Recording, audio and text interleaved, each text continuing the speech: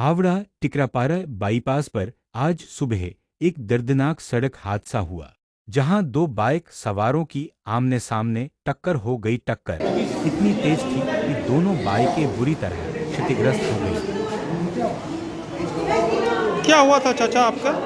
भैया हम चटर्जी पाड़ा का साइड से मतलब वो टिकियापाड़ा स्टेशन से हम आगे आ रहा था।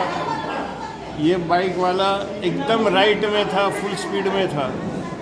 हमरा थोड़ा स्पीड था, बराबर खाली रास्ता था, आस्ते आस्ते चला रहा था।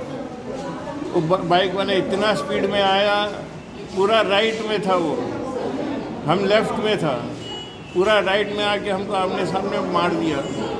आप भी बाइक पे थे? हम भी बाइक में था, वो भी बाइक में था। अपनी छिलेन? मेरा नाम अमीर अली साले भाई है। हाँ?